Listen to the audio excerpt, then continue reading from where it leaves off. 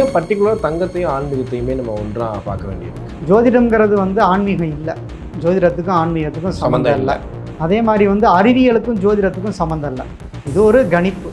இந்த தங்கம் ஏன் இப்படி ஒரு மாற்றத்தை உண்டாச்சு அப்படின்னு பார்த்தீங்கன்னா, காலபுருஷ தத்துவத்துக்கு 12ஆம் இடம் அப்படிங்கிறது கஜானான்னு சொல்லுவாங்க. அது மீன ராசி. ஸோ அந்த மீனத்துக்கு சனி பயிற்சி ஆனது அந்த கஜானாக்கு பாதிப்பு. உலக நாடுகள் எல்லா இடத்துலையும் பார்த்தீங்கன்னா கஜானால தான் இப்போ கை எல்லா நாட்டோட கஜானாவும் காலியாகுது. அதில் ஒரு மொத்தமாகவே ஒரு பிரளயமே ஏற்பட்டிருக்கு. அது உலக அளவிலே இது இருக்கும். இது அடுத்த சனி பயிற்சி வரைக்குமே இருக்கும். 2027 வரைக்கும் இந்த ஒரு ஃப்ளக்சுவேஷன் இருந்துக்கிட்டே இருக்கும். கண்டிப்பாக தமிழக மக்களாக இருந்தாலும் இந்திய மக்கள் அளவுக்கே தங்கத்தை ஏதாவது ஒன்று லாக் பண்ணுவாங்க. எப்படி டிமானிட்டேஷன் பண்ணாங்க இல்லையா பணத்துக்கு, அது மாதிரி இதை தங்கத்துக்கான ஒரு கணக்கு வழக்கு ஏதாவது எடுப்பாங்க. எடுத்து அதன் மூலமாக ஏதாவது ஒரு ப்ராப்ளம் வரும். திடீர்னு அதில் போட்டவங்க எல்லாருமே அதில் நிறைய பாதிப்பு அடைவாங்க. ஏன் அப்படின்னா, இந்த புதன் அப்படிங்கிறது வர்த்தகத்தை குறிக்கக்கூடியது. அது பார்த்தீங்கன்னா காலபுருஷத்துக்கு 3, 6 குடையவன் தான் புதன். இவங்க எல்லாருமே அதில் ஷேர் மார்க்கெட் மூலமாக வாங்குறாங்கன்னா அதை கண்டிப்பாக பாதிக்கும். ஏன்னா மீனத்தில் புதன் நீசமாயிருவார். அப்போ ஜாதக ரீதியாகவே இந்த தங்கத்தோட மதிப்பை அவங்க யார் இன்வெஸ்ட் பண்ணுறாங்களோ அவங்களுக்கு கண்டிப்பாக பாதிப்பு தான் வரும். அதனால் அந்த டிஜிகோல்டை அவாய்ட் பண்ணுறதே மக்களுக்கு நல்லது. ஆனால் இந்த அட்சய திருதி அப்படிங்கிறனால அந்த நகை கடைக்காரங்களாம் அன்னைக்கு எடுத்து கொடுக்குறாங்கல்ல, அதனால் அவங்க மேலும் மேலும் வளர்ச்சி அடைகிறாங்க. மக்களை பொறுத்த வரைக்கும் வாங்குறாங்க, அடுத்த அட்சய திருதிகளுக்குள்ளே அடகு வச்சிடறாங்க. அதனால் அன்றைய தினம் அதை பயன்படுத்தக்கூடாது.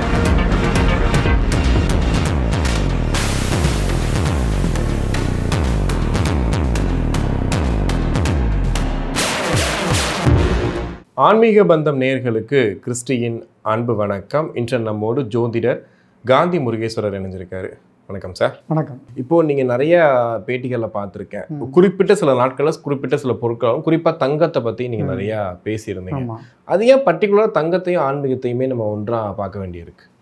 ஜோதிடம்ங்கிறது ஆன்மீகம் இல்லை, ஜோதிடத்துக்கும் ஆன்மீகத்துக்கும் சம்மந்தம் இல்லை. அதே மாதிரி அறிவியலுக்கும் ஜோதிடத்துக்கும் சம்மந்தம் இல்லை. இது ஒரு கணிப்பு. இந்த தங்கம் ஏன் இப்படி ஒரு மாற்றத்தை உண்டாச்சு அப்படின்னு பார்த்தீங்கன்னா, காலபுருஷ தத்துவத்துக்கு 12ஆம் இடம் அப்படிங்கிறது கஜானான்னு சொல்லுவாங்க. அது மீன ராசி. ஸோ அந்த மீனத்துக்கு சனி பயிற்சி ஆனது அந்த கஜானாக்கு பாதிப்பு. உலக நாடுகள் எல்லா இடத்துலையும் பார்த்தீங்கன்னா கஜானால தான் இப்போ கை வச்சிருக்கு. எல்லா நாட்டோட கஜானாவும் காலியாகுது. அதில் ஒரு மொத்தமாகவே ஒரு பிரளயமே ஏற்பட்டிருக்கு. அது உலக அளவிலே இது இருக்கும். இது அடுத்த சனி பயிற்சி வரைக்குமே இருக்கும். 2027 வரைக்கும் இந்த ஒரு ஃப்ளக்சுவேஷன் இருந்துக்கிட்டே இருக்கும். அதனால் தங்கத்தோட இது அது ஏன் மக்களை பாதிக்குது, குறிப்பாக தமிழக மக்களை அது கண்டிப்பாக பாதிக்குது அப்படின்னு பார்த்தீங்கன்னா, சேமிப்பே இவங்களுக்கு அந்த தங்கத்தை வச்சு தான் இவங்க செயல்படுறாங்க. ஸோ அதனால் அந்த ஒரு மாற்றம் இவங்களுக்கு பின்னடைவை கொடுக்குது. விலை ஏற்றம் கண்டிப்பாக இருக்கும். ஓகே, அது இப்போ விலை ஏறிட்டே தான் இருக்குது. இப்போ நீங்கள் ரீசெண்டாக பார்த்துருப்பீங்க, ஒரு 400 ரூபாய் அப்படின்னு சொல்கிறாங்க, திடீர்னு பார்த்தா 1000 ரூபாய், அதுக்கப்புறம் திரும்ப 300 ரூபாய் அப்படின்னு மாறிட்டே இருக்குது. இதுக்கு முன்னாடி கொஞ்சம் குறையும், அப்புறம் ஏறும், அந்த குறைஞ்ச காலத்தில் எடுத்துக்கலாம்லாம் இருந்துச்சு. ஏன் இந்த கடந்த 2 வருடங்களாக ஏறிட்டே போகுது? அதை 1.25 வரைக்கும் போச்சு, அதுக்கப்புறம் 1 வந்துச்சு, அப்புறம் 90 வரும், அப்படியே மாற்றி மாற்றி மாற்றி ஒரு இது திரும்ப பழையபடி 1.25க்கு போயிடுவாங்க. எந்த காலத்துலையும் அது தங்கம் விலை அப்படியே டோட்டலாக சரிவாகுங்கிறதுலாம் வாய்ப்பே இல்லை. ஏன்னா அந்த பர்ச்சேஸ் பண்ணிக்கிட்டே தான் இருப்பாங்க. ஸோ அதனால் அது மாறாது. இது ப்ராக்டிக்கல். ஜோதிடப்படி பார்த்தீங்க அப்படின்னா, அந்த சனி கஜானா வீட்டுக்கு கும்பத்துலேருந்து மீனத்துக்கு போனார் இல்லையா, அதுலேருந்தே கண்டிப்பாக எல்லாருக்குமே அந்த தங்கத்தில் இன்னுமே தங்கத்துக்கு பிரச்சனைகள் வரும் பாருங்கள். ஓகே, கண்டிப்பாக தமிழக மக்களாக இருந்தாலும் இந்திய மக்கள் அளவுக்கே தங்கத்தை ஏதாவது ஒன்று லாக் பண்ணுவாங்க. எப்படி டிமானிட்டேஷன் பண்ணாங்க இல்லையா பணத்துக்கு, அது மாதிரி இதை தங்கத்துக்கான ஒரு கணக்கு வழக்கு ஏதாவது எடுப்பாங்க. எடுத்து அதன் மூலமாக ஏதாவது ஒரு ப்ராப்ளம் வரும். ஆனால் உலக வர்த்தகத்தையே தீர்மானிக்கிறது தங்கமும் ஒரு பெரிய பார்ட்டாக இருக்கு இல்லையா? ஆமாம், கண்டிப்பாக. அப்படி இருக்கும்போது இப்படி நடந்தால் அது பெரிய பிரச்சனையாயிடும். ஆமாம், இப்போ ஒரு இந்திய அளவில் ஒரு ஏதோ ஒரு மாற்றம் வரப்போகுது. அது எந்த மாதிரின்னு நம்ம சொல்ல முடியல. ஓகே, ஜோதிடராக நம்ம கணிக்கும் பொழுது தங்கத்துக்கு ஒரு சரியான ஒரு முறையான ஒரு இது கொண்டு வர மாதிரி வரும். அது மக்களை கொஞ்சம் பாதிப்படைய செய்யும். ஓகே, இப்போ சமீப காலத்தில் பார்த்துருப்பீங்க, நீங்கள் ஒரு தங்கத்தை நீங்கள் சாலிடாக வாங்குறதுக்கும் டிஜிட்டலாக தங்கம் வாங்குறதுக்கும் உங்களுக்கு நிறைய லாபம் கிடைக்கும். அவங்களுக்கு செய்கூலி சேதாரம் பிரச்சனை எதுவுமே கிடையாதுன்னு சொல்லி நிறைய பேர் டிஜி கோல்டுன்னு சேர்த்துக்கிறாங்க. ஆனா நீங்க ஜோதிடப்படியும் சரி இல்ல வந்து சாமி கும்பிட நிறைய பேர் என்ன சொல்லுவாங்கன்னா தங்கம் வீட்டுல சேரணும் அப்பதான் ஐஸ்வர்யம் இருக்கும்ன்ற மாதிரி நிறைய பேசுவாங்க. இதுக்கு என்ன வித்தியாசம் பாக்குறீங்க நீங்க? டிஜி கோல்டா வாங்கி வச்சுக்கிறதுக்கும் ஒரு சாலிடா தங்கத்தை வாங்கி வீட்டுக்கு வச்சுக்கணும்னு ஆசைப்படுவாங்க. இந்த டிஜி கோல்டுங்கிறது வந்து இப்ப புதுசா வந்த வர்த்தகம். இது வந்து என்னன்னா வந்து ட்ரேடிங்ல தான் நம்ம இதை பண்ண முடியும். ஸோ நம்ம கையில் அந்த பொருள் வராது. ஆனால் அதுக்கு நம்ம ஒரு இன்வெஸ்ட் பண்ணியிருப்போம். ஷேர் மார்க்கெட் அது கூடுறப்ப அதுவும் வந்து கூடுற மாதிரி ஒரு தோற்றம் ஏற்படும். திடீர்னு அதில் போட்டவங்க எல்லாருமே அதில் நிறைய பாதிப்படைவாங்க. ஏன் அப்படின்னா இந்த புதன் அப்படிங்கிறது வந்து வர்த்தகத்தை குறிக்கக்கூடியது. அது வந்து பார்த்தீங்கன்னா காலப்புருஷத்துக்கு 3-6 குடையவன் தான் புதன். அப்போ இவங்க எல்லாருமே அதில் வந்து ஷேர் மார்க்கெட் மூலமாக வாங்குறாங்கன்னா அதை கண்டிப்பாக பாதிப்பு வரும். ஏன்னா மீனத்தில் புதன் நீசமாயிருவார். அப்போ ஜாதக ரீதியாகவே இந்த தங்கத்தோட மதிப்பை வந்து அவங்க வந்து யார் இன்வெஸ்ட் பண்ணுறாங்களோ அவங்களுக்கு கண்டிப்பாக பாதிப்பு தான் வரும். அதனால் அந்த டிஜி கோல்டை அவாய்ட் பண்ணுறதே மக்களுக்கு நல்லது. ஓகே, இப்போ வரைக்கும் டிஜி கோல்டு இது பண்ண வேண்டாம் கண்டிப்பாக. ஏன்னா இப்போ அதில் ரிஸ்க்குன்னா இதில் வர்றாங்க. இப்போ இதுவுமே கஷ்டம்ன்றீங்க. கண்டிப்பாக அதுக்கு தங்கமாவது கையில் இருக்கும். முன்ன பின்ன ரேட்டு வரும், ஏதோ ஒரு விதத்தில் அவங்க மாற்றிக்குவாங்க. ஒரு நெருக்கடினால் தங்கத்தை லாக் பண்ணால் கூட பத்திரமா ஒழிச்சு வச்சுக்குவாங்க. ஒழிச்சு வச்சுக்கிட்டு அடுத்த தலைமுறைக்காக தான் அதை வச்சுக்கிட்டே இருப்பாங்க. அதனால் அதை வந்து கண்டிப்பாக அது பண்ணலாம், சேஃப்டி. ஆனால் இது வந்து ட்ரேடிங்கில் போய் நம்ம கமாண்டிட்டியில் இதை வந்து நம்ம இன்வெஸ்ட் பண்ணோம் அப்படின்னா ஆபத்து தான். ஓகே, இப்போ தங்கம் வந்து இன்னைக்கு வாங்கணும், இன்னைக்கு வாங்கக்கூடாது, இன்னைக்கு சனிக்கிழமை இன்னைக்கு வாங்காதீங்க அப்படின்லாம் நிறையா கேள்விப்படுறோம். ஆனால் எல்லா நாளும் நகைக்கடை திறந்து தான் இருக்குது. அதுக்குன்னு பர்டிகுலர் டைம். தங்கம்ங்கிறது எந்த நாள் வேணாலும் பணம் இருந்தால் போய் வாங்கணும், அது நிலைக்கணும், அது வந்து நம்ம பெருசாக வளர்ச்சி அடையணும் அப்படின்னு நினச்சா நம்ம வந்து அதுக்குன்னு ஒரு டே இருக்குது. அதாவது தங்க கணபதி தினம் அப்படின்னு ஒரு தினம் வந்து பாரம்பரியமாக இருக்காங்க. அது வந்து மன்னர்கள் தான் வந்து கரெக்டாக அதை ஃபாலோ பண்ணுவாங்க. அது அவங்களுக்கு தான் சாத்தியமும் கூட. ஏன்னா சனிக்கிழமை ரோஹிணி நட்சத்திரம் வளர்பிறையில் இருந்துச்சுன்னா அன்றைய தினமே நம்ம வந்து தங்கத்தை வந்து வாங்குறதுனா என்னென்னா நம்ம என்ன நகை செய்யணுமோ அன்னைக்கே செஞ்சு அன்னைக்கே நம்ம போட்டுக்கணும். ஓகே, அப்போ போட்டுக்கிட்டாதான் அது வந்து வளர்ச்சி அடையும். அது எப்போ வருது? அது வந்து வருடம் ஒரு குறிப்பிட்ட தினங்கள் வந்து இருக்கும். அது நம்ம வந்து இந்த வருடத்தை பொறுத்த வரைக்கும் ஒரு 2 நாள் இருக்குது. ஓகே, அந்த நாட்களில் வந்து வாங்கி எந்தெந்த நாட்களில்? நான் அடுத்த வருஷத்துல வருது. ஓகே, இந்த வருஷம் முடிஞ்சிது. இந்த வருஷம் முடிஞ்சிருச்சு. அடுத்த வருஷம்னா என்னன்னா புது வருஷம் சித்திரையில். ஓகே, அதில் ஒரு 2 நாள் இருக்குது. ஓகே, அன்னைக்கு வாங்கினா மட்டும் என்ன வித்தியாசம்? இதுக்கு முன்னாடி அதான் அந்த சனிக்கிழமை ரோஹிணி நட்சத்திரம் நம்மளோடது வளர்ச்சி பெறும். தங்கம் வந்து வளர்ச்சி விடும். ஓகே, சனிக்கிழமையும் வளர்பிறை ரோஹிணி நட்சத்திரமும் இருக்கக்கூடிய நாளில் அன்றே செஞ்சு அன்றைக்கு அணியணும். ஓகே, அதுதான் அக்ஷய திருதி அன்னைக்கு நகை வாங்கினோம்னா அதாவது ரெட்டிப்பாகும்னு சொல்லி கேள்விப்பட்டிருக்கேன். ஆமாம், என்ன காரியத்துக்கு வாங்குறோமோ அந்த காரியம் நிகழ்ந்துரும்லாம் கேள்விப்பட்டிருக்கேன். அது வந்து கண்டிப்பாக ஒரு நல்ல நாள் தான், வியாபாரிகளுக்கு நல்ல நாள். ஏன் அப்படின்னா அட்சயம்னா வந்து அட்சய பாத்திரத்துலேருந்து எடுத்து கொடுக்கறது. ஆமாம், அப்போ அது வந்து கொடுக்குற தினம், அன்னைக்கு தானம் இடக்கூடிய நாள். அப்போ அன்னைக்கு இங்கே வந்து எல்லாருக்கும் அட்சய பாத்திரம்னு சோறு தான் போட்டாங்க. தங்கத்தை எடுத்து கொடுத்தா சாப்பிட முடியுமா?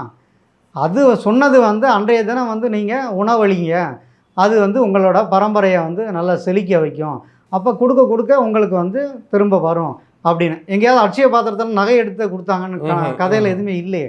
ஆனால் வந்து இந்த அட்சய திருதி அப்படிங்கிறனால அந்த நகை கடைக்காரங்களாம் அன்னைக்கு எடுத்து கொடுக்குறாங்கல்ல, அதனால் அவங்க மேலும் மேலும் வளர்ச்சி அடைகிறாங்க. மக்களை பொறுத்த வரைக்கும் வாங்குறாங்க, அடுத்த அட்சய திருதிகளுக்குள்ளே அடகு வச்சிடறாங்க. ஓகே, அதனால் அன்றைய தினம் அதை பயன்படுத்தக்கூடாது. நீங்கள் ஜோதிடராக பார்க்குற மூட நம்பிக்கைகள் சில காலங்களாக வந்துட்டு ஃபாலோ பண்ணிட்டே வருவாங்க. ஆனால் அதனால எந்த யூஸுமே இல்லை. அதுக்காக நம்ம நேரம் செலவு பண்ணி காசு செலவு பண்ணி நிறைய விஷயங்களை பண்ணிட்டு இருப்பாங்க. நீங்கள் பார்க்குற அந்த மாதிரி மூட நம்பிக்கைகள்லாம் எதை சொல்லுவீங்க? ஒரு குறிப்பிட்டு சொல்கிறதா இருந்தால் எதை சொல்லுவீங்க? மூட நம்பிக்கை அப்படிங்கிறது என்னன்னா, ஒவ்வொருத்தரும் வந்து என்ன சொல்கிறாங்கன்னா அவங்க கும்பிடுற தெய்வம் தான் வந்து உண்மையான கடவுள் அப்படின்னு எல்லாரும் நம்புகிறாங்க. கனவுகள்லே பார்த்தீங்கன்னா இந்துக்களில் வந்து சிவன் வந்தார், எனக்கு வந்து இவர் வந்தார், நான் சாமியோட நின்று பேசுவேன் அப்படின்னு சொல்கிறவங்க ஆட்கள் நிறைய பேர் இருக்காங்க. அதே மாதிரி கிறிஸ்டின்லையும் எனக்கு ஏசுநாதர் வந்தார், எனக்கு பேசினார், நான் போய் ஏசுநாதரை போய் மேலோகத்தில் பார்த்தேன் அப்படின்னு ஒரு டீம் சொல்லிட்டு இருக்கு. கண்டிப்பாக. அதுக்கப்புறம் அதே மாதிரி வந்து முஸ்லீம்ஸில் வந்து அவங்களோட நம்பிக்கை அடிப்படையில் எனக்கு வந்து நாங்கள் போய் இது பண்ணேன், ப்ராப்பராக பண்ணேன், அதனால் எனக்கு வந்து நல்லது நடந்துச்சுன்னு. இது மாதிரி ஒரு 20 மெயினான மதம் இருக்குது வேர்ல்டுலே. அப்புறம் கிளை மதங்கள்லாம் நிறையா இருக்குது. அதுக்கடுத்து வந்து அதில் தெய்வங்கள் வேறு ஒரு லட்சக்கணக்கில் மனிதனால் உருவாக்கப்பட்ட எல்லா தெய்வங்களும் இந்த பூலோகத்தில் இருக்காங்க. அவங்களுக்கு உயிர் இருக்கான்னு தெரில, ஆனால் கடவுள் உருவாக்கப்பட்டிருக்கு. ஆனால் இவங்க வந்து ஒவ்வொருத்தருமே தன் கற்பனையில் தான் அதை பண்ணிக்கிறாங்க. அதே மாதிரி நம்பிக்கைகள் அப்படிங்கிறத நம்ம மூட நம்பிக்கைன்னு சொல்ல முடியாது. ஓகே, இப்போ நான் நம்புகிறேன், நான் கும்பிட்ற சாமி தான் நான் வந்து உண்மையானதுன்னு எல்லாரும் இந்த சாமியை கும்பிடுங்கன்னு எப்படி சொல்கிறது? அவங்கவுங்களுக்கு ஒரு தோற்றப்பிழை, அவங்களுக்கு ஏற்படுற அந்த ஒரு அனுபவம், ஸ்பிரிச்சுவலாக ஒரு அனுபவங்கிறது எல்லாரும் சொல்கிறாங்க. நான் அன்னைக்கு வந்து திடீர்னு ஒரு ஆக்சிடெண்ட் ஆனேன், திடீர்னு எப்படி நான் தப்பிச்சேனே தெரில, என்னை வந்து அப்படியே சாமி தான் என்னை தூக்கி அங்கிட்டு தனியாக வச்சது, இப்படியெல்லாம் நிறையா பேர் நான் சொல்ல கேள்விப்பட்டிருக்கேன். ஸோ அதனால் வந்து இது வந்து ஒரு மூட நம்பிக்கை, இது வந்து இதுதான் நம்பிக்கை அப்படின்னு இப்போ நான் சொல்லிட்டேன்னு வைங்களேன். இப்போ வந்து காந்தி வந்து சொல்லிட்டாரு, நாளையிலேருந்து இதெல்லாம் விட்டுருவோம் அப்படின்னு யாரும் இருக்க மாட்டாங்க. அப்போ இந்த நம்பிக்கைகளுக்கு ஒரு மேலே நம்பிக்கையை தான் கொடுக்க சொல்கிறாங்க. அப்போ தான் அவங்க ஜோதிடராகவே நம்புகிறாங்க. ஓகே, அது ஒரு பெரிய மைனஸாக இருக்குது. இப்போ நம்ம வந்து ஒரு பரிகாரம் சொல்லலாம்னு வைங்களேன், நம்மளை ஜோதிடர் லிஸ்ட்லேருந்தே வச்சிடுறாங்க. நீங்கள் பரிகாரமே சொல்ல மாட்டீங்க. ஆமாம், அப்போ நான் சொல்லலாம் அப்படின்னா எனக்கு வந்து நீங்கள் ஜோதிடரே கிடையாது, தேவையில்லாத ஒரு எனக்கு ஏதாவது ஒரு கொழுப்பு இருக்குன்னு அர்த்தம், அல்லது எனக்கு வந்து ஜாதகம் சரியில்லைன்னு அர்த்தம். ஏன்னா அதன் மூலம் சம்பாதிக்கணும் அப்படிங்கிற நோக்கம் இருந்துச்சுன்னா கண்டிப்பாக வந்து நம்ம பரிகாரங்கள் சொல்லலாம். அது எல்லார் ஜாதகத்துக்கும் அது எடுபடாது. ஏன்னா வந்து சிலருக்கு அந்த விதிக்கப்பட்டிருக்குன்னா, நீங்கள் பார்த்தீங்கன்னா ஒருத்தர் ஆன்மீகம் உள்ளவங்க ஒருத்தங்க இருக்காங்க, கடவுள் தான் முக்கியம் அப்படின்னா அதுக்கு ஒரு மக்கள் இருக்காங்க. கடவுளே இல்லைன்னு சொல்கிற இடத்துல ஒரு மக்கள் கூடுறாங்க, அவங்களுக்கு பேசுகிறாங்க, இப்படி இருக்காங்க. அப்போ நடுநிலையாக இருப்பாங்க. கஷ்டம் வரப்போ மட்டும் கோயிலுக்கு போவாங்க, கஷ்டம் வராதப்போ வந்து நான் நல்லவன், நல்ல மனசுக்கு எனக்கு நல்லது தாங்க நடக்கும் அப்படின்னு சொல்லி ஒரு டீம் இருக்குது. இந்த மனிதர்களை இணைக்கிற வேலை வந்து நமக்கு தேவையில்லாது. ஓகே, அதனால் வந்து நம்ம வந்து அவங்களோட நம்பிக்கைகளை இது மூட நம்பிக்கைங்க, இது வந்து இதெல்லாம் தப்புங்க அப்படிலாம் எதுவுமே கிடையாது. ஆனால் ஒரு விஷயம் என்னென்னா, நீங்கள் வந்து மூட நம்பிக்கை அப்படின்னு நீங்கள் சொன்னனால சொல்கிறேன், ஒவ்வொருத்தருக்குமே ஒவ்வொரு விஷயத்தில் வந்து நம்பிக்கை இருக்குது. ஒவ்வொரு மாநிலத்திலையும் ஒவ்வொரு நாட்டிலையுமே அது வந்து தனித்துவமாகவே இருக்குது. எப்படின்னு பார்த்தீங்கன்னா, நீங்கள் வந்து ஒரு விநாயகரை கும்பிடுங்கன்னு சொல்கிறாங்க. இப்போ ஒவ்வொரு மதத்துலையும் ஒரு விதமான நம்பிக்கைகளை அவங்க போதனை பண்ணுறாங்க. நீங்கள் வந்து இந்தந்த நேரத்தில் நீங்கள் நமாஸ் பண்ணுங்கள், இந்தந்த நேரத்தில் நீங்கள் போய் சர்ச்சில் போய் ஜெபம் பண்ணுங்கள்.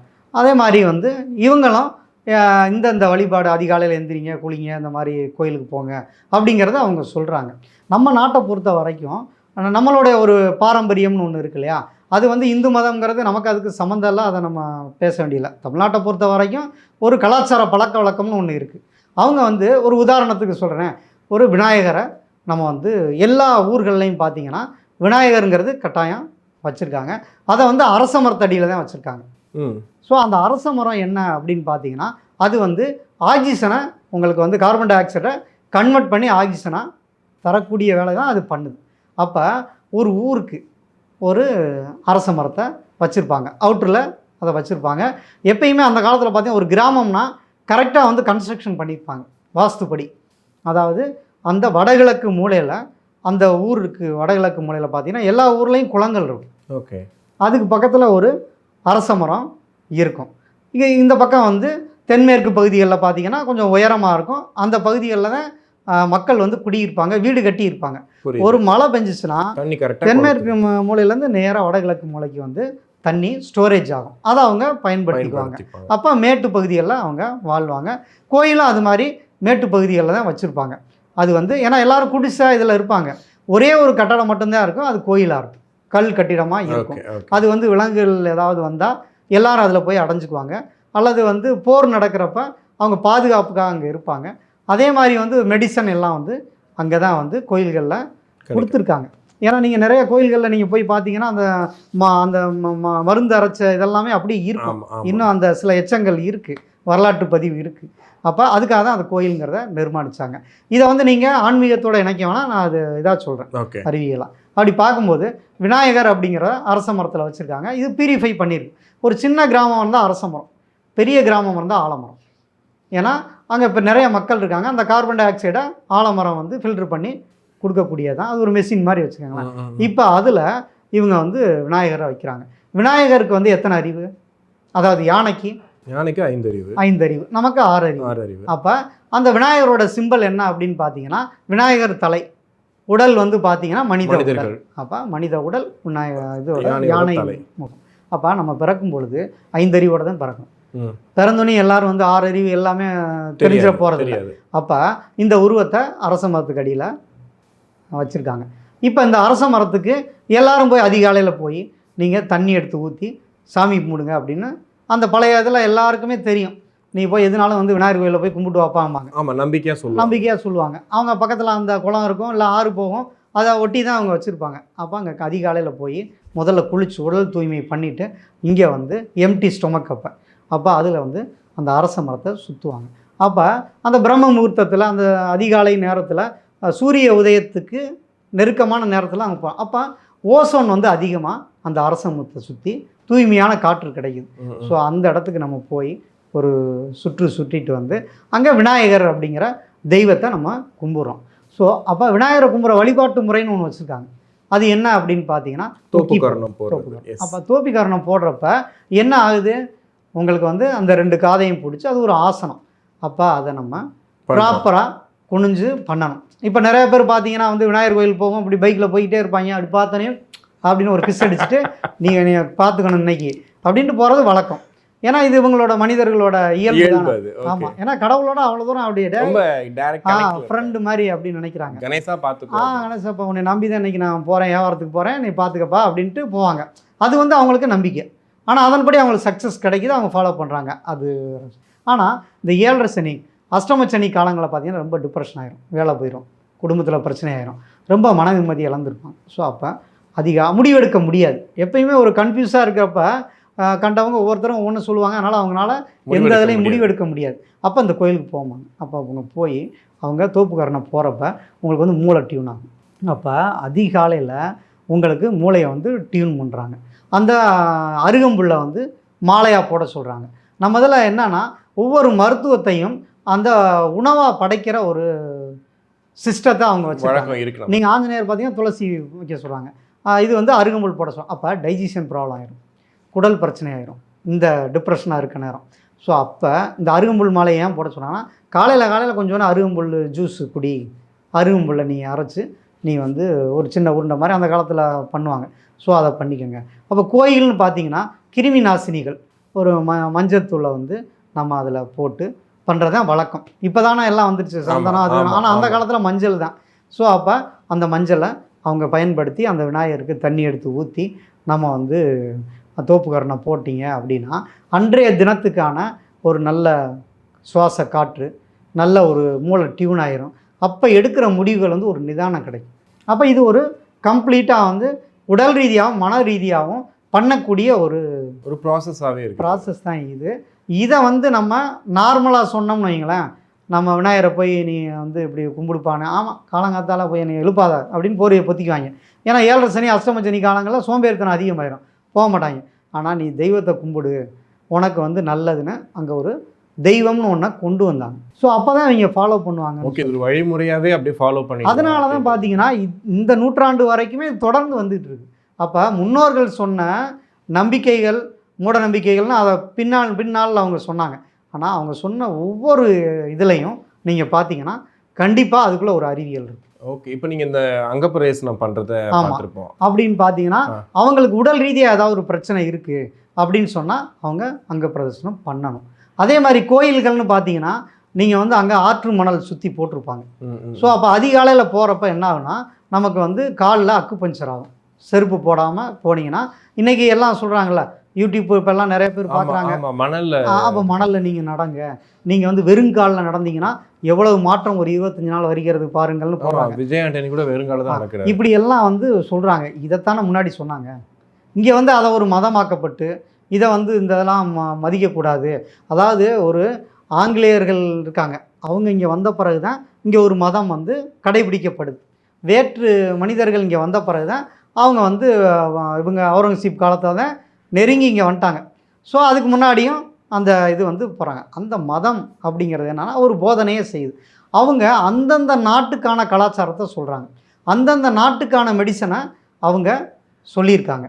அப்போ அதே மாதிரி நம்ம நாட்டிலையும் நீங்கள் இந்தந்த மெடிசனை வெயில் காலத்தில் படி, கூழ் ஊற்று அப்படின்னா கூழ் சாப்பிடு, உனக்கு சரியாக செரிக்காது. இப்போ வந்து குளிர் காலத்தில் நீ வந்து இப்படி மோர் குடி, அதிகாலையில் பச்சை தண்ணியில் குளிச்சுட்டு சாமி கோயிலுக்கு போ, நீ வந்து மலை மேலே ஏறி போயிட்டு வா அந்த இது வந்து ட்ரெக்கிங் போயிட்டு வந்தோன்னா உனக்கு வந்து அந்த எனர்ஜி கிடைக்கும். ஓகே. அப்போ வந்து அது ரெகுலராக நீ பண்ணு. இந்த கோயில் அமைப்புகளும் அது மாதிரி தான் இருக்கு. எல்லா சிஸ்டமே அதாங்க. இப்போ இந்த மலை மேலே தான் வந்துட்டு முருகர் கோயில் எப்பவுமே இருக்கும். சிவன் கோயில் எப்பவுமே காட்டுக்குள்ள இருக்கலாம் பார்த்துருக்கோம். ரொம்ப தூரம் போய் பயணிச்சு பார்க்க இது எல்லாமே ப்ராப்பராக பிளான். எல்லாமே அவங்க வந்து அவுட்டரில் வச்சுருப்பாங்க, ஊருக்கு வெளியில வச்சுருப்பாங்க. அப்போ ஒரு முறையாவது நீ வந்து மேலே ட்ரெக்கிங் போயிட்டு வா, கடலில் போய் குளி, அது வந்து அந்த ஸ்கின் டிசீஸ் பூரா அது போகக்கூடியது.